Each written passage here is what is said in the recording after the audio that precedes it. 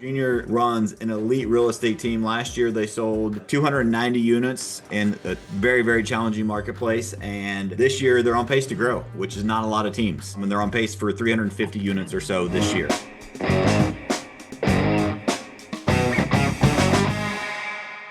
Welcome back to another episode of All or Nothing in Real Estate. I'm your host, Matt Smith, the founder of All or Nothing in Real Estate. As a reminder, this podcast is a movement to give back to this amazing industry that has given so much to me and my family.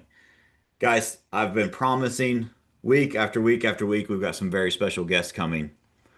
So, good news. We have one of those special guests today. One of my good friends, one of the nicest humans and elite business operators that you will ever meet. Welcome to the show, my friend Junior Ibarra. Welcome, dude. Hey, what's up? As I like to say, my name is Jorge Guadalupe Ibarra Gonzalez, aka Junior. Yeah, it's exactly Thank how you. I said it. Yeah, you said it just like that, 10 times over. Dude, thank you so much for taking the time to be here. A little bit about Junior so you guys understand. So Junior runs an elite real estate team. Last year they sold 290 units in a very, very challenging marketplace. And this year they're on pace to grow, which is not a lot of teams. And they're on pace for 350 units or so this year. And so as always, I want to bring proven tactical people from the trenches, and so that's why Junior's on the show. He's doing the work, and he's earned this spot to share and contribute with you guys because he's actually doing the work and he's winning in a marketplace where a lot of people are struggling. And one of the things too that I'm sure we'll highlight is not only is he winning as far as scalability, but he's also winning in profitability. He's also winning as putting his family first. And he's also winning as having an amazing culture of highly motivated and competent people that love coming to work every day. So he's winning in all aspects, folks. So listen up, get your notepad ready, and get ready to learn from the amazing Junior. So, man, I want to start by just who's Junior? Tell us a little bit about your story. Tell us a little about where you came from, and then how kind of your progression to get to where we're at today. No, that's a great way to start it. And I always like to hit on as short of a stint that I can in regards to my story in under 7 minutes, right? And so we'll see how we do. And so I love to start with the fact that I'm a first generation immigrant American. And how do I define that? I was born in Mexico, yet and moved to the United States, right? And because of my parents. And so I owe a lot to the sacrifice my parents did for our family, right? So my mom said I got my analytical brain from my dad because he was a college engineer or an engineer, like graduated from college, who taught at college, right? He was a college professor. He left all of that to take advantage of the amnesty that the US and Mexico had in the early 90s because the US needed more labor workers, right? Because of what that was happening here in the US. And so when I was born, he left in the early years to go work in Watsonville, California. And he lived in a house full of guys, and he woke up every morning and he learned really quickly. The earlier you wake up, the more you benefit. And by that I mean like he would wake up at 5 a.m. and whatever truck picked him up that day, that's what he worked out in the farm, right? And so he quickly learned if I wake up at 5, I'm going to go pick watermelons for the day. But if I wake up at 4 in the morning, I get the truck with the strawberries, right? And that's a little less on the back there. And so that was my dad, and he lived in a house full of guys, and that's what he did to provide food for our family back in Mexico till he raised enough money, to bring my mom and I over. My mom tells me like you didn't recognize your dad because he wasn't there in their first couple years, and that was a sad and happy moment all at the same time. And once we moved to Watsonville, um, my my mom's like, we're gonna live in a house full of guys, like with our son. And out of all places, they heard an announcement on the radio. They had borrowed a truck to go buy groceries for the week. And all they heard, in my mom's the real leader in the family, right? The announcement was in Spanish because that's all we knew back then, or that's all they knew. And it said that Iowa, because I'm from Iowa, was a faith-based, family-based state, and it was a great place to raise a family. So all my mom did was look at my dad and says, "We're moving to Iowa," because it says it's a great Wow. place to raise a family. And it was a local slaughterhouse looking for more workers, and they were willing to pay for the relocation to hire more workers. And that was the ad. It just was in Spanish, and that's how we landed in Perry, Iowa, a little town in Iowa. We were like the town, to give you a perspective. We were like one of like four Latino families there that in the early 90s, and now it's like 90% because of one of the slaughterhouses there, now Tyson actually. But anyhow, that's we moved around quite a bit in the earlier years once we got to Iowa because my mom didn't like how small these towns were because we come from a bigger city, and like I said, she's the leader in our family. So we jumped around from like slaughterhouse, meatpacking plants to chicken farms to this and that. So we landed in Des Moines, Iowa, which is the capital of Iowa, Des Moines. And she's like, "Oh, I like the size of this city and how clean it is, and the schools look great. Like this is going to be our home." And that's when I start remembering things, right? Because then by then I'm like in first grade, and that's when I start really like the memories start kicking in of like my parents working 2 to 3 jobs, whatever jobs they could find to put food on the table, right? So my dad worked at meat packing plants and anything, that he could get his just make money, right, to put food on the table. And I used to translate for my parents, right? So as you can tell, I like to talk. And so every now and again, I'd get in trouble at school and I'd be the one translating, right? They'd say, "Hey, Junior, is getting trouble in class, not paying attention. He needs to work on his spelling words." And then I turn around and tell my parents, like, they just said I'm the best student in class, mom and dad, right? So I love it. and then fast forward a little bit, one other little moment right there in sixth grade. I again got in trouble again, and it was a There's substitute a common teacher. theme here, Junior. Troublemaker. Troublemaker, I guess, right? That's why you're a real estate agent. That makes That's sense. someone else. Yeah, I like to get in trouble. But no, in sixth grade, the substitute teacher said, you're going to be another one of those that doesn't graduate high school, right? And and I was like, man, what does she mean by one of those, right? And then whatever, I went to the principal's office, and I was smart enough in sixth grade to go home and be like, what, like that word, those, for whatever stuck with me in my head, and to this day it still does right now. I'm thankful for those comments. I'm thankful that she said that because I back then was dial-up internet, AOL search. I'm like, like, what are Latino graduation rates? And then she was right. They weren't that good. And the percentage of those that went on to a US university were even slimmer, like tiny, right? And I was like, man, I cannot do this to my parents, right? Like they sacrificed leaving a country, their whole family, and I'm talking a big family. My dad has 13 brothers and sisters. My mom has 10. I have over 100 first cousins.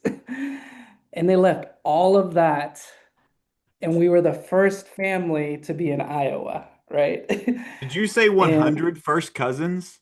yeah. Wow. That's I don't wild, even man. know. Yeah, a lot of them are here in Iowa now too, like about what, like 20 of them.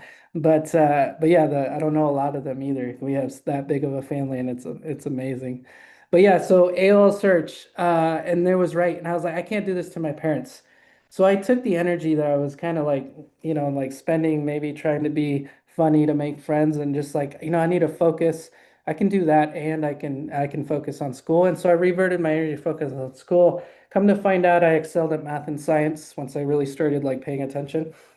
And then by eighth grade, I had a full academic ride to Iowa State University to choose a STEM related field in the sciences or in engineering. Wow. And and so that's what happened. I went to engineering. I got a full academic ride to study engineering, and I was like, just say, this is what's making my parents proud. I'm following the American dream, and I graduated as an engineer. And that's when I started reading books I wanted to read instead of books that were assigned to me. And it was like a whole new world. The Richest Man in Babylon, How to Win Friends and Influence People. I started just picking up books because I met my then business partner. He was an engineer too, and we were just like we were doing so well inside the firm. We had our own paralegals, our own assistants. We're like, what else can we do together? We started reading books to see what we could explore together. And then I came across Rich Dad, Poor Dad, right? And so that's when we started investing in real estate because I started making engineering dollars. And then I'm like, what do I do with this money? And my friends were buying the biggest houses they could, the biggest cars they could, and I'm like, I don't need all that. Like, we're good. I grew up Sure. with very little. And so I started buying real estate. And so while I still lived in an apartment downtown with my buddy J-Lo, I actually bought Did you say three. J-Lo? Yeah, You live well, his with name is Jennifer Lopez? yeah, Wow, Jennifer man. Lopez. Congrats. Yeah, us Latinos, we stick together. No, no, his name's John Lopez, and we all called him J-Lo. But Close, close. but yeah, yeah, close enough, right? But no, that's when I bought my first three rental properties that I rented out while I still lived in an apartment downtown. I got the bug. I told my dad, I want to quit engineering and I want to pursue entrepreneurship and real estate full time. That was in Nice. 2012. How long after graduation was that? That was 2 years after graduation. Okay. Yep. My So dad, what do you think inspired that? What do you think, what was it that had you catch that bug? I quickly learned like, well, in the books, it just mentioned, I'm like, why fight what's working, right? And the books are saying like over 90% of first generation wealth builders either do it through owning real estate or owning businesses. And when I started buying real estate, my first few rental properties, I'm like, this is just an equation, right? And it's math. And I was learning from someone like his name was Steve. I was like, hey, how are you only like a few years older than me, right? You're still in your 20s, and how do you own 30 properties, right? Because I Yeah. bought one from him. And he's like, oh, my dad mentored me and like he's teaching me. And I'm like, what? And it was just a whole new world to me. And I asked him, like, how do I learn how to be like you guys? And he's like, well, come work for us. And I'm like, what do you mean? And he's like, well, we'll teach you. Like, you work to learn, not to earn. He's like, we can't pay you engineering dollars, but you speak two languages and you're smart. You can help us oversee our rehabs because they were buying 5 to 6 properties per month. Oh, wow. And so that's when I went to my dad and I said, Dad, I want to quit engineering to pursue real estate and I'm going to go work for these guys and learn how to do real estate. He didn't give me his blessing. And in our culture, we get our parents' blessings a lot too before we make a big family move. And I was like, dang it, Dad. He's like, you're following the American dream. So I still stuck with engineering for 6 more months, but then I went back to him and I mustered up the courage to be like, Dad, all right, here's what I got for you. Remember when you were an engineer and you left all of that to go work here at meatpacking plants and you didn't know one word of English? So I'm not quite doing that to that extreme because I'm an engineer like you. And I'm gonna stay in Des Moines. I speak the language, and if anything happens, I can fall back. Yet I do believe that this is my dream and this is what I'm being called to do on this planet is to go pursue this. And I think this is what's going to take our family to the next level. So can I please get your blessing? And I'm not going to go to China to make soccer balls for a living. I'm staying right here in the backyard, right? And then he says, "You have my blessing, son." And That's so awesome. that's what started real estate and started to work for those That's where you investors. learn This your is sales skills too, right? You had to sell your dad on that. how to sell my dad. I love it, Not only man. the conferences when I was getting in trouble, but also to pursue my Yeah. dream and my career, right? So now fast forward, man. So now you get into real estate. How did you get into like starting a team that you have today? Like how did that path go? So we caught the last tail end of the foreclosure. So I worked for them as a project manager and we purchased 60 houses. That's back when I didn't have much money. What I did broker was I was able to get sweat equity in 20, 40 of which stayed with them, like my investor partners and mentors. And 20, I was able to broker like sweat equity into that entity of those 20, right? But that's when the MLS, you could find foreclosures on the market, like on the MLS, like 60, 70 cents on the dollar. Yeah. And I learned a lot, how to buy a house, what to buy it for. You don't make your money when you sell, you make it when you buy. Then 2014 came around. Those dried up. They literally dried up overnight. They're like, there's no more foreclosures because the banks are like, well, why sell them at 60 to 70 cents on the dollar when we can just rehab them ourselves and make the money all Yeah. these investors are making, right?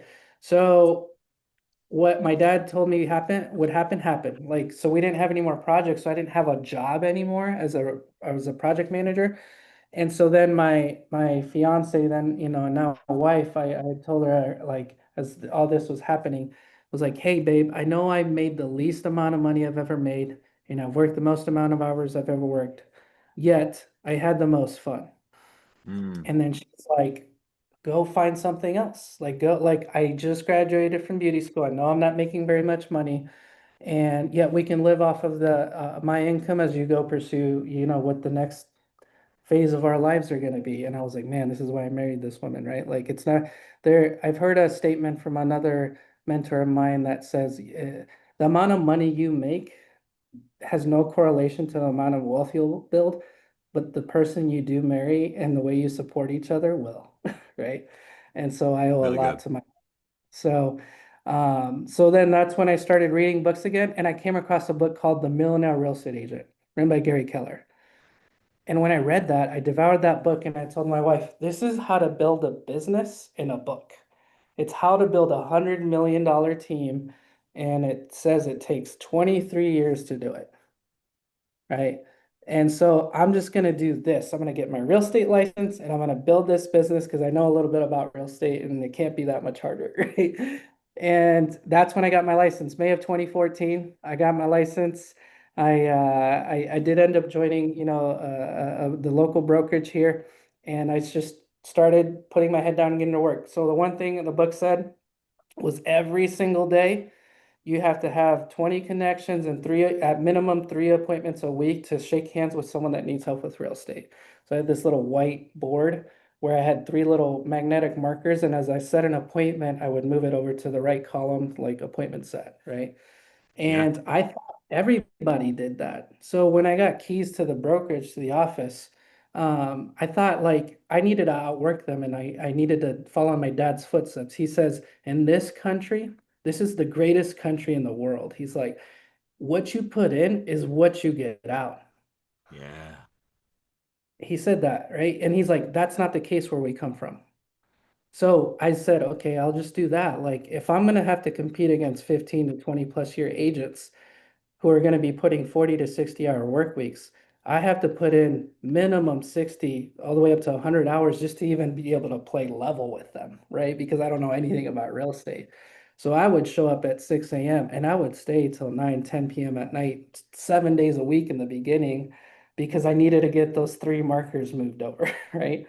Yep. And that's what I started doing. And that's when I started building momentum. In my first 6 months, from essentially I got licensed in May, started making calls in June. June to December, I did 12 deals. And the book So said, oh, yeah, I want to highlight something for those listening right now. We're in what a lot of people would consider a challenging marketplace. But Junior is winning, and I want to highlight something that he said that probably still sticks with him and his team today that so many people overlook. He had a very simple rule: move people from the left part of the whiteboard to the right part of the whiteboard. You have to set appointments. Real estate is a contact sport. And so I'll give you part of my story that you guys have heard before is my very first full year with zero experience. I sold 74 homes as a single agent. I had one rule. I didn't know anything, but I had hunger and I had drive and I had work ethic. I was the first one in the office. I was the last one to leave, and I could not go home until I set an appointment. Period. And so many people are right now in today's marketplace, and I say this because I care. But if you are playing the victim of this marketplace, show me your calendar, show me your CRM, and I'll show you why you're not winning. Because there's opportunity galore for those that choose to dedicate themselves and do the simple things consistently over an extended period of time, like Junior shared he did when he first started. If you go back to that process today, Junior, if you were an agent on your team, you would crush, right or wrong.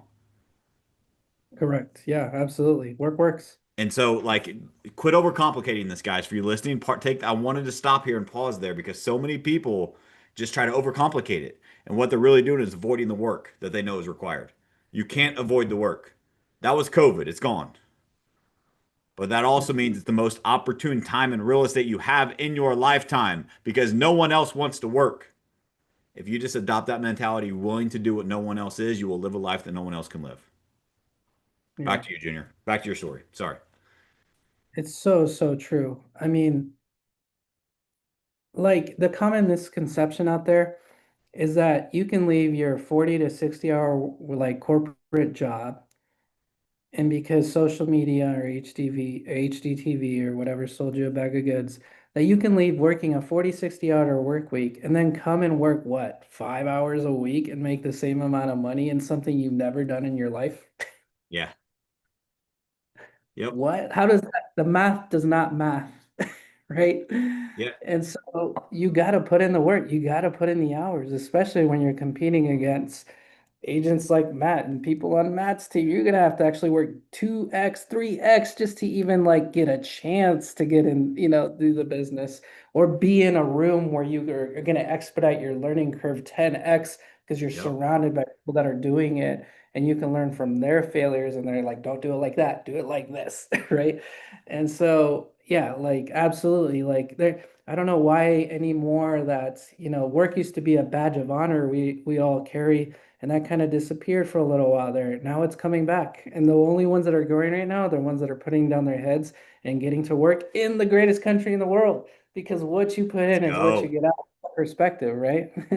And not only for the country, like I don't have the perspective like you do, and I love that you share that. Gave me goosebumps when you said it, man.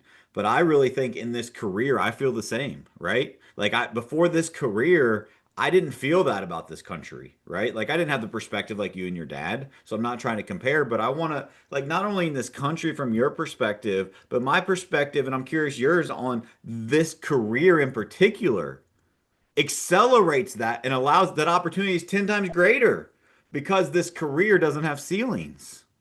You're not stuck in a Yeah, corporate job where you got to put in more. Like if you work another hour, you make another $20 or whatever it may be. No, like the will that you the work ethic that you have, the skill that you develop, and you can exponentially accelerate your results by the compound effect of doing the thing every single day. There is no ceiling on what you can earn in this career, which is the coolest thing in the world. But you got yeah, to be willing to show up and do the work. yeah. Our team has four pillars that we have showing up, right? Because the alternative of showing up is not showing up. Well, which is better, right? Showing up. The right activities is our second pillar, right? What's the alternative of the right activities? Well, the wrong activities or the no activities, right? Which is better, right? Then we have culture over sales, right? How do we define culture? Integrity, doing the right thing because it's the right thing to do, collaboration, and the mindset of abundance, right? That's how we define culture. And then the last pillar we have is own the results of one, two, and three, right? And so, and that applies to life too. Like I always give this perspective of like showing up. Like I have date nights with my wife every Friday, right? What's better, showing up for date night or not showing up for date night, right? If we're gonna have an amazing relationship, right? And Yep. then showing up is one thing, but if I show up, and that's, I mean, right now with three kids, 8, 6, and 4, right? There's soccer, dance, and business, everything. Like showing up and then me being on my phone during those few hours that we have together with uninterrupted time is probably not the right activity, right? So that's the wrong activity. Or no activity at all is maybe doing the 3 hours at dinner and then me watching the game, right? And not paying attention to her, right? Yeah. No activity. And so, and then culture over sales, like what kind of culture or dream discussions are we having? And are we always doing everything with high integrity, right? Love it, man. And then owning the result of and that of one, two, and three, and that applies to business too, right? And business partnerships together, because if you're not in alignment with a certain foundational model, like it's an equation for disaster. So I love it, man. So good. And those four pillars are great. And so I actually wrote those down. That's killer. And it's crazy. Like we say them differently, but we say the same thing in our organization. Success leaves clues, right? Like and again, if I were to ask you articulated that beautifully, but if I were to ask anyone honestly that is listening to this, that is struggling right now in this business, is there truth in those four pillars? Of course there is. Are you doing them? There's some that you're not. And if you're honest with yourself, that's why you're not where you want to be. So the cool part is now that you're aware of it, you can change it and you can fix it, right? And so it's success is really, really simple. It just really is. It's not easy. It's not easy, but it's simple. Um, so Junior, I want to transition your story now. So you're in real estate. Um, how do you get to the point where you're running an organization that's going to do 350 units this year? Like, how does that transition happen? What transitions do you go through? What are some leadership lessons you learned through that journey? And then, in particular, this year, I want to talk like profitability and just because I get to peek behind the curtain, right? I want to talk profitability and changes and things that have really kind of accelerated Q1 to be your best quarter ever in history of your company in this marketplace. And so let's start with like, hey, now I want to start a team. I'm running a team to how do you get from, hey, a team's a good idea to now I'm running a team that's highly powered doing 350 deals a year? Yeah, no. So yeah, 2014 did my first 12 deals in 6 months. My first full year in real estate was 2014, did 48, right, on my own. 2015, I was still solo. Essentially, I had a part-time assistant, but I didn't have the right infrastructure and whatnot. But I still did 80 deals, right? And then that's when I like needed, the book says I needed to build I needed support, right? Otherwise, I'd continue to work these crazy 80-hour, 100-hour work weeks and actually provide a bad service Yeah. to my client base, right? Because it all boils down to business being the three things. There's three things that any business, whether you're selling coffee, whether you're selling, you're grooming like pets' hair or people's hair or selling real estate, you have the following three things that every business needs. Marketing is one column, sales is the second column, and third is service, right? Every company needs to market it in order to make a sale and provide service, right? And inside each of those columns, there's the following six variables that I learned while I was an engineer that solves any problem: time, money, and energy, talent, tools, and systems. Same applies for sales: time, money, and energy, talent, tools, and systems. And same thing with service: time, money, and energy, talent, tools, and systems. So, what people don't realize in the real estate game when they sign up to be a real estate agent is that they are actually signing up to build a marketing, sales, and service company. So, guess what? Now have to wear 18 hats. Yeah. Because whose time are you investing when it comes to marketing in the beginning? Yours, right? Whose whose energy? Yours. Whose money? Yours. Who's the talent? You. Who's buying the tools and playing green light, red light with what are the right tools? You. Who's creating the systems and the processes in order to run this whole thing? You, right? So you have to wear 18 hats, which why I think it's kind of like it's so hard to make it. It has a 80 to 90% fail rate because you didn't know that that's what you signed up for. Yep. What I wanted to build based on what I read in the book and the mentors that I had in my life was I wanted to remove as many hats as I could, right? And especially in marketing and service, those two, if I have three plates on the table, right? And I remove two plates, right? Is it easier to go after that one plate, right? And could you do more sales if I am taking off, at Yep. least 12 hats off the table, right? And so that's what I wanted to start building. And the fastest way I thought I could do that was then I called my business partner Ryan Cahoy, who I met at the engineering firm, and I said, Ryan, and throughout this whole time I was sending him selfies of like, dude, look at this. I made another sale. Like selfie. Right, like this is working, but now I can't do this. I don't want it to take 23 years. I want to do it with you and I wanted to do it with people I enjoy being around, people that are like I always like to say he's at least 30 times smarter than me. And every year it goes up by 10%, right? And he's the one that I'm gonna go. There's no 0 to 60 with me. There's either 0 miles per hour, 150, but I'm the one that says we're going from 0 to 10. And he reminds me that you forgot steps 4, 5, and 6. And here's the time, the money, the energy, and the talent, tools, and systems that we need in order to fill those voids for 4, 5, and 6, right? And so he's my business partner, my forever business partner when it comes to building things, right? And so he came on board in 2016, and that's when we really started to grow. So he took over all of service and I took over sales, and then we both took care of marketing, right? Yep. And that's when we started to grow. And so you fast forward 9 years, and now we have a 35% ecosystem and growing. And we have taken a lot of those hats off, especially marketing and service. And even there's some components in sales that we also help with, depending on the tier of producer you are with our business partners that are in residential partnerships with us. And so yeah, so we have grown. How? Through people, right? I've always had mentors, either mentors that are partners in other like ancillary businesses with us, or I've paid for speed with someone who's out there building what I want to build. I've Yeah. always I've always done one or the other, right? And I always want whomever I'm spending time with to have an ROI. I don't want anything for free. There's no such thing as free in this world. I That's want right. everyone to have an ROI, right? So that's how I've continued to grow is I've always wanted to be the smallest fish in the room.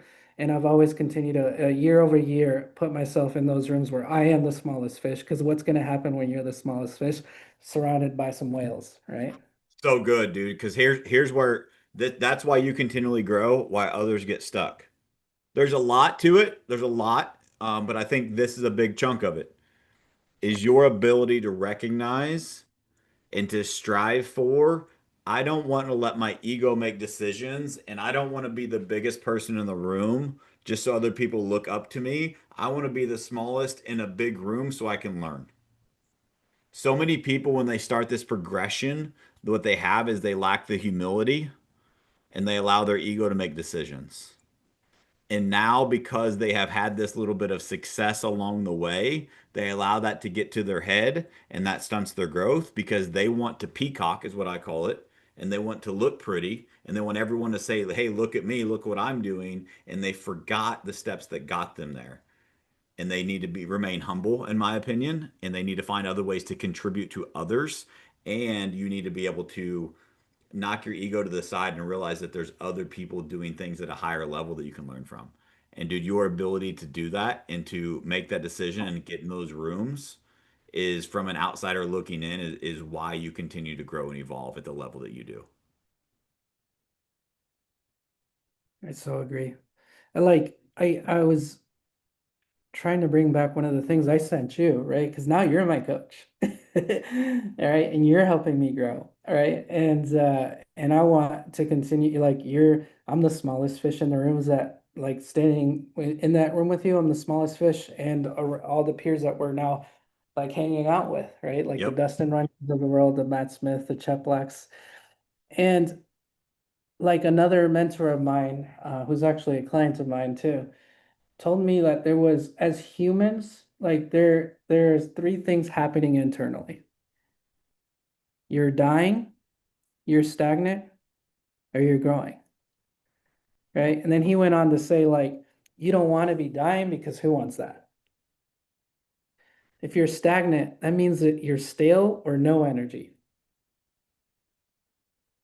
Growing as humans, this is our internal truth and our principle of life, is what he told me. And he left it at that.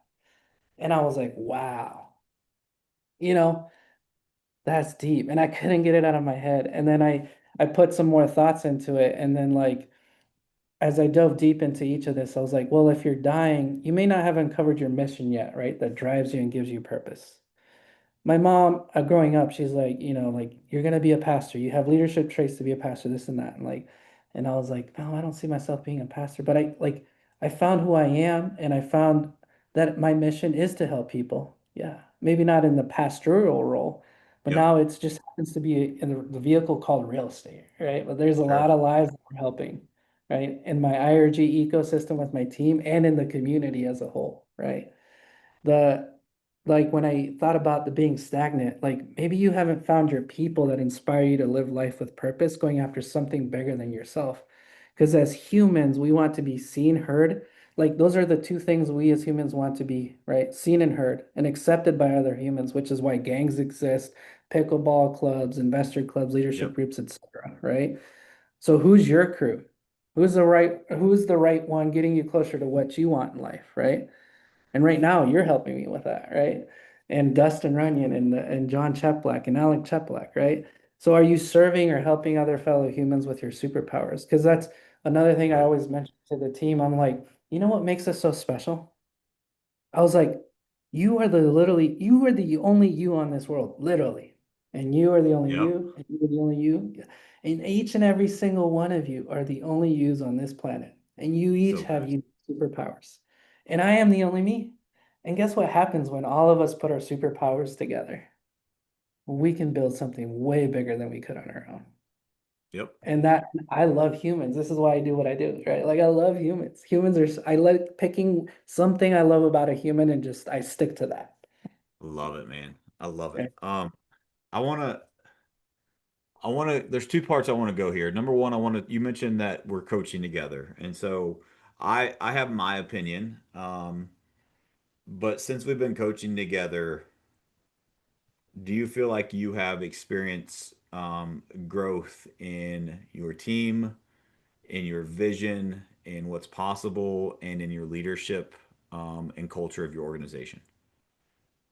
Yeah. I mean, and that tees it up for me closing out the circle with you're growing, right? The last thing of the human thing that I was mentioning.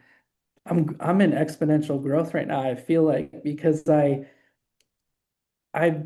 I've actually untapped a new layer of me. I feel like I've always Yes. gone after growth, right?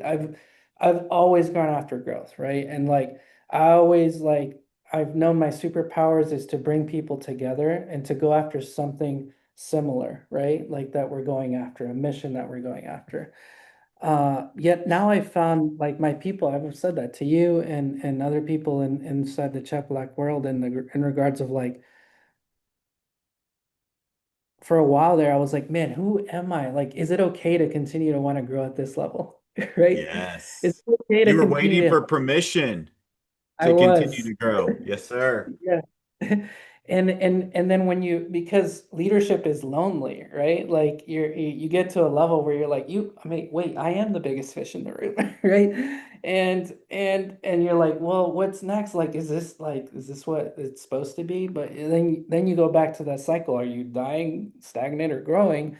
And so I've grown now in this next layer by finding people that not only think about real estate, but as humans, like how to be the best version of you that you can be while on this planet. And it's not Yeah. just about business, it's just about being an amazing human and helping more humans, right? And so I've allowed myself to live my internal truth and my principle of Yes. life to be who I am and not ask for forgiveness and be like, you either accept me or you don't, and I don't care. Yet if you're along for this ride, we're gonna help a lot of people. Man, it makes my heart so happy to hear you say that. I remember asking, I don't know, a couple months in, I'm like, dude, I've seen significant growth already. A couple months into our coaching, I said, what's different? And I don't know if you remember this or not, but it really stuck out to me. You said something to the effect of what you just said, is that you stepped into your authentic self as a leader. You found your Yeah. voice and you stepped into your authentic self. And instead of trying to lead to make everyone happy, you led from authenticity and you led from a place of power and a place of here's where we're going, here's the people we're going to help, and hop on or don't. I want you to, but if you don't want to, if we're not your tribe, that's perfectly fine too. This is the direction we're going. And do you talk about that journey? Because I think a lot of people struggle with that, right? Because that, like, you've heard me say this before, is that leadership's the lid, right? Like, if the leader doesn't grow, then the organization is stuck. And I really Yeah. think that one of the breakthroughs that I've seen in your organization is you as a leader and your ability to step into your authentic self, your ability to speak directly and standards and expectations with your team, and it's not like, dude, I think people can tell you're not a jerk, right? You genuinely care about your team. But I think sometimes love and support doesn't feel like love and support. Sometimes love and support feels like, hey, Junior, you said that you wanted this because of this, this, and this, and you're not showing up as that version of you. How can we work through that? Right? Like that does that the old Junior, I think, struggled with that a little bit. And now you're really leaning into it. Like, here's the standard. Here's who we are as an organization. Here's our identity. Who's going to meet me there? Yeah. Right? Like, talk through that path and that growth that you've had. Yeah. it was like a lot of self-discovery, right? And there was a moment through you and I talking of like wanting to like not tell the truth almost, right? You're like it like like our four pillars we had those, yet I wasn't like leaning into them, right? Living them day to day. And that's fake, right? And I think some of it was because my own internal struggles of like like wanting to please people of like it like but in reality that's hurting them more than helping them, Yes, sir. right? It does require work. It does require showing up, right? And that was my mindset of like, well, maybe it's because they have this or that, in life, but we all have those things in life. And we still, and I'm like, you asked me this question, it's like, well, do you show up every day? Do you do the right activities every day? And I'm like, yeah, yeah, yeah. And he's like, do you still have life happening to you every single day? You probably have more than most people, right? And I'm like, yeah. And he's like, so what's wrong with that? And I'm like, you're right, right? And there was a component in there where it was like also like aiming to be humble. But then there was another mentor of mine that they're like, Junior, look up the word humble in the dictionary, like Google it Mm. and see if that's what you want, right? I just Googled it right now. Do you want me to? I'm gonna read it to you. Humble, having or showing a modest or low estimate of one's own importance. Like, do you want to be humble when you read that? Wow. That's deep, right? And I was like, damn, so all of the all those mixtures of like, I need to be who I am and I'm it's like I'm living it, right? It's not like I'm gonna talk about something I'm not doing or not willing to do. And when There you go. that new layer of That's it. That is it. yeah, I want people to hear that. Is when I saw the switch flip in Junior from a coaching perspective, he was already an amazing leader, run a great business. I'm just honored to ride alongside. But as we've had these conversations, here's why I know he's going to continue to grow and why he's growing right now in this challenging marketplace is because he is growing as a human. He is growing as a leader and he is showing up as the example for his organization, for his family, and for himself.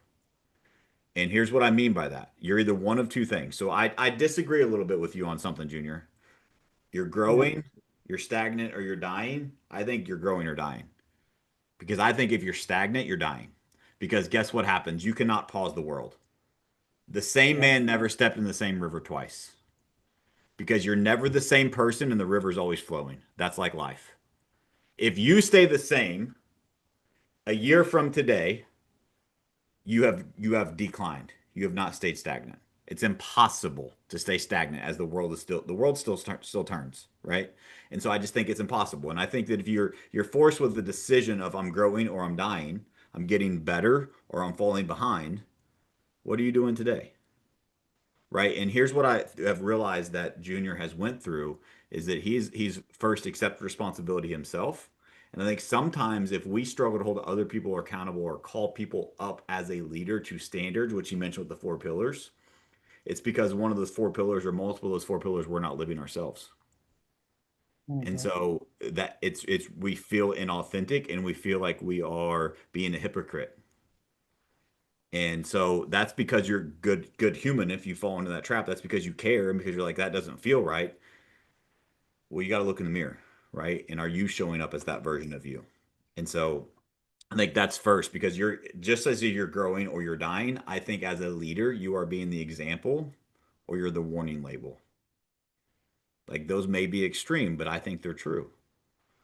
And are you showing up as the ivory tower leader or as the leader that says, "Follow me, let's go together"? Those are two different types. And the ivory tower leadership is what got a lot of real estate teams in trouble. And I think the leaders that are winning are the leaders like Junior that realize, you know what? I got to get my hands dirty. Let's do this together. I'm going to meet you where you are. I'm going to help you and I'm going to give you a hand up and we're going to work through this together and have empathy, but not sympathy. And I'm also care enough to hold you to the standards of the organization that I know it requires for you to win because you told me you want to win. And I'm not going to let you not win. Or at least if you don't win, you know that it's not because I wasn't clear in the expectations because I believe clarity is kindness. So to be unclear is to be unkind. And I think what happens is when we become a people pleaser as a leader, sometimes we start speaking in this vague language, and vagueness kills progress. And when you're specific and you're saying, this is the amount of conversations that it takes, you did it or you didn't, the conversations become shorter. The excuses disappear. And it doesn't make them right or wrong, and we're not judging them for it. But if it takes this and you did below that, nothing else matters, right? Like, how can we get you to the thing that it takes? How can we get you to the activity so we can get you the result? And I think adjusting that language, going back to like what you said of moving three names on the whiteboard. If you did two, well, it's close enough, right, Junior? Or did Junior have the mindset of, no, I need three? Yeah. Probably going to get four, right? Like that's what it Yeah, takes. seriously. Yeah, that's what it takes. No, And it's so so too many true. Like, times, because here's what happens, juniors, is I'm gonna go leadership language. I know that you really love this language because you speak leadership language fluently now. Not maybe not so much when we first started coaching, but you get it, man, and it's really really progressed. And so like kudos to you. And I learned from you as a leader, right? And because you're just how you were showing up. But I think what happens is we just like agents get outscripted by their leads, meaning that a seller's objections or a buyer's objections is better than our objection handlers. I think that leaders get outscripted by their agents. And I think that if you step up, any leader that's winning right now in today's marketplace have a lot in common with Junior. They're the example. They accept personal responsibility. So here's there's three core values that every single team that's winning has in common. Maybe they're not on the wall, but I guarantee you they relate with them. Number one, personal responsibility. They accept personal responsibility for everything. They're not playing the victim. Number two, personal development. They're focusing on growing themselves. How many times did you hear Junior say, I'm reading books, I'm doing this, I'm learning from this, I'm going to this event? Personal development. Number three is contribution. How can I help others? If you have those three things and you obsess over those three things, that's what it takes to win. And that's what Junior's doing at a very, very high level. yeah, no, it's so true. That's the only way to do it. And it makes the conversations like here's what's happened to amplify what you just said. Once I stepped into that, the leaders on my team excelled and they blew up. Right? They actually So want that. just like Like, you were looking, just what like you were looking for permission, yeah. they were looking for a leader. Mhm. Dude, I got goosebumps when you said that because you Mhm. showed up as a better example and a better leader, and you called them to hire because you knew they were capable. What did they do? They showed up They and said, love I'll answer the calling. I'll Yep. become better. I'm going to show up as a better person. I'm going to show up as a better leader. I'm going to be a better husband, a better wife, a better whatever. Because Junior made a decision to be better and he held the standard of his organization. He called them up to what it requires to become a better person. That, like, underneath all of the accolades and the more sales, that's the difference in Junior's organization. And I want to share this before we wrap up because like, this is huge. A lot of people are going for vanity in today's marketplaces, meaning that you can see there's a lot of people that are winning, or a lot of people that have real trends awards, or a lot of people that sell a lot of units or a lot of volume. But you look behind the curtains, their profitability is insignificant or non-existent. What I love about what Junior is doing, because he's doing it the right way, is not only is he growing in unit count in a challenging marketplace, he's also growing in profitability. So Junior, what you remember what happened in January? You remember the text you sent me? Yeah, the most profitable January in the history of our team. And not only that, the most profitable month ever in the history of our team For those of you listening, in a January. in Let that January, sink in. where it's like negative 10 degrees in Des Moines, Iowa. Let that sink in for a minute. Most profitable quarter you had in Q1, correct? Yep. We made more in Q1. I think this stat is true. We'd have to check with Ryan because Ryan, Ryan's he's your my numbers business guy.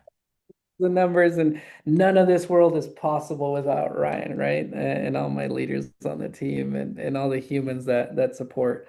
But yeah, no, yeah. So yeah, we through like the first, I think it's 4 months, we've made more in those first 4 months than we have in the whole year of last year, right? So That's it's either kudos to you. right? Like that's dude, that's something to be proud of. And I think one of the things that we've talked through too, and for those of you listening, profit isn't a cuss word in your organization. I think it's important that you have transparency with your team. I think everyone, the right people, want to work for a profitable company. That's stability, right? And so I think that shows the power of your leadership too. Um, Man, I And it's an that honor. translates down to them too, right? Like Yes, they're all going. The market is down 35% last year, the lowest number of units sold since 1996. And we're over here, what, plus 15, 20%. So we're technically beating the market by 55%, right? So, and they're having a lot of my leaders that have leveled up because of all this are having the same success. Right now, out of the 18 agents currently on the team, 16 of them have one or more deals pending, and some have upwards of five, six, seven as well. And then there's a couple that don't that are newer, and then there's one that's, you know what, didn't decide to level up, and guess where they're going? They're on their way out, right? And that's okay too. that's right. Man, beating the market by 55%. How does that feel? Whew, amazing. Can How's you the see a how's the smile on my vibe in your environment? How fun is how much fun are you having? How much fun is everyone in your environment having? winning is more fun than fun is fun, right? You stole my thunder. You've been hanging around me too much, man. That's my Was that quote. from Don't you you? steal it? I knew it was some. It gets stuck back here, and I never knew who said it, but that's from you. So there you go. Yeah, I love it. Well, I stole it from Ed Milet, so it's not mine. Oh, there you Yeah. go. Yeah. Awesome, man. Well, I'm out of time. I got to jump to my next call. I really, really appreciate you taking the time to be here. Truly inspiring story. You're an amazing person. I'm proud to call you a friend.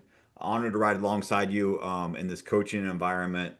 And man, it's really, really cool to see your growth and to see the impact that you're making in the world. So thank you for being Yeah. here.